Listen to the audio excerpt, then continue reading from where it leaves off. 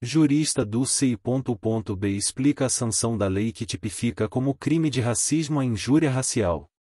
A lei que entra em vigor equipara o crime de injúria racial ao de racismo e é inafiançável e imprescritível.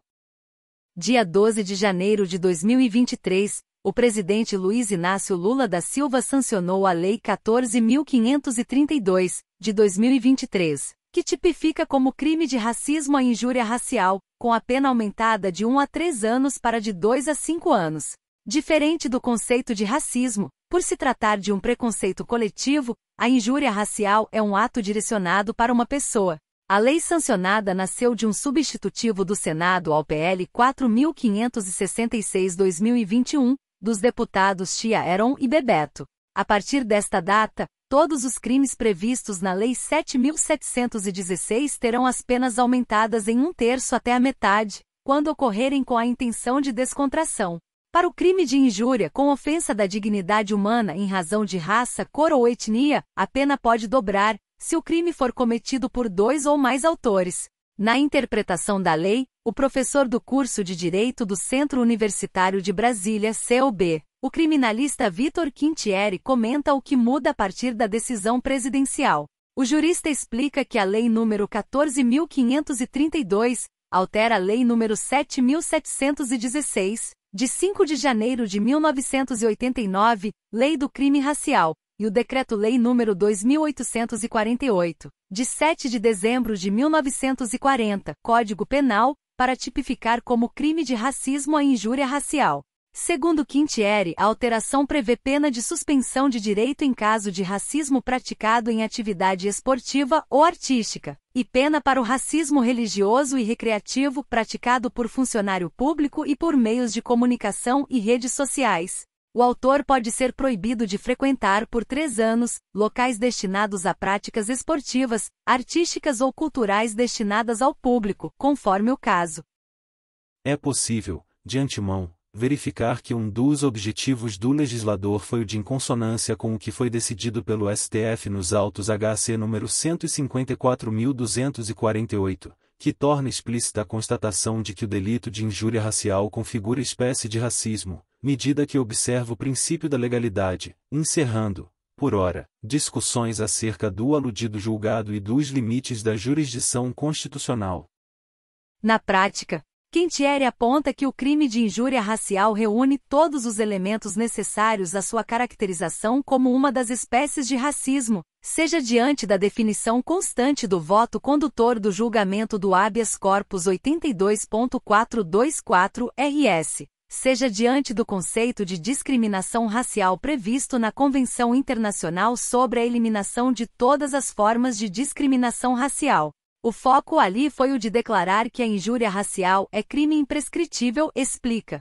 Com a lei, não apenas a transposição do que estava disposto no Código Penal para a Lei 7.716, como o preâmbulo da lei, são importantes no sentido de trazer para o delito de injúria racial todas as consequências previstas no artigo 5º da Constituição Federal de 88, a saber, delito inafiançável e imprescritível, já declarado pelo STF, define o docente do Centro Universitário de Brasília. O professor de Direito do Centro Universitário de Brasília encerra considerando o vigor da lei o primeiro passo para a efetividade das mudanças na vida prática. As alterações em conjunto com a evolução de políticas públicas voltadas ao combate contra o racismo serão fortes aliados para ajudar a melhorar o cenário atualmente existente no país.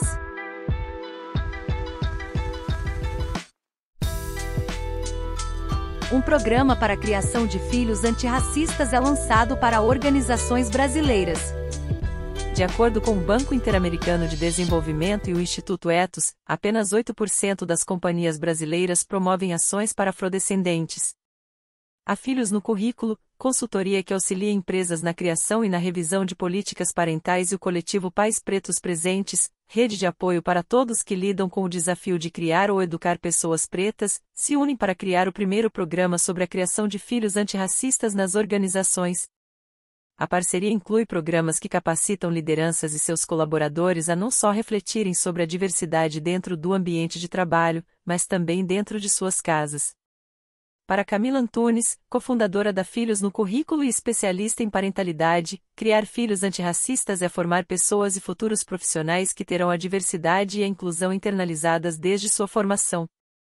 Entre as propostas do programa está a criação de pautas que sejam sustentadas no ambiente de trabalho, que incitem os colaboradores a transmitir para seus filhos ou enteados assuntos como ancestralidade africana, oportunidades de acesso e permanência em cargos para negros, espaços e oportunidades de poder, decisão e crescimento profissional, além do envolvimento de pessoas não negras na luta contra comportamentos, expressões e posicionamentos racistas. Segundo Camila, pesquisas, trilhas de conteúdo e rodas de conversas com especialistas serão utilizados para trabalhar o conteúdo. Para Humberto Baltar, co-criador do Pais Pretos Presentes, a palavra de ordem é intencionalidade. Uma empresa que dá palco para esse tipo de discussão está trazendo essa intencionalidade para a vida dos colaboradores, principalmente os brancos, que talvez nunca tenham considerado o assunto dentro de suas casas. Criar na diversidade. Baltar frisa a relevância de criar filhos na diversidade e não para a diversidade. Ele conta que é comum aos pais abordar o racismo apenas quando a criança presencia alguma situação de preconceito, quando o caminho seria estimular a conversa no dia a dia. Os pais não sabem onde buscar material e referência sobre o racismo, que sejam base para uma conversa em casa, e nem se sentem preparados para dialogar sobre isso. Também não buscam orientação diretamente com pessoas pretas de como tratar o assunto. Inclusive, muitos pais pretos ou de crianças pretas jamais receberam informações sobre ancestralidade africana em suas vidas. De acordo com os parceiros da Filhos no Currículo e do coletivo Pais Pretos Presentes, um dos objetivos da iniciativa será motivar esses pais de crianças, sejam elas brancas ou pretas, a estimular o acesso delas a conteúdos que trazem personagens pretos em papel de protagonismo, já que, quando aparecem, normalmente são em papéis secundários ou menos importantes.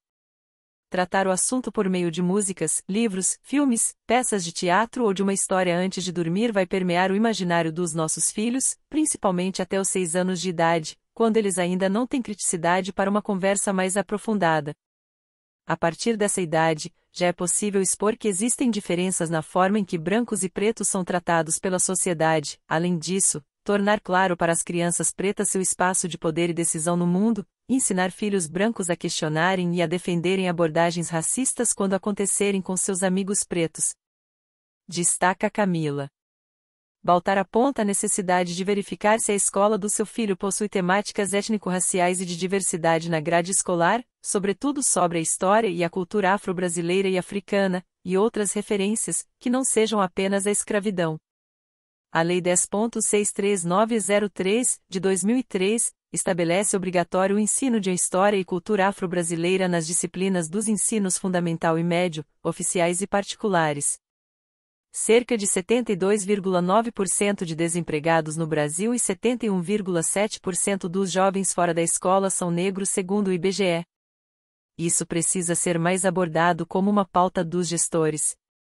Um problema estrutural e multifatorial, como o racismo, demanda uma solução interdisciplinar e intersetorial, envolvendo as famílias, escolas, órgãos independentes e as empresas.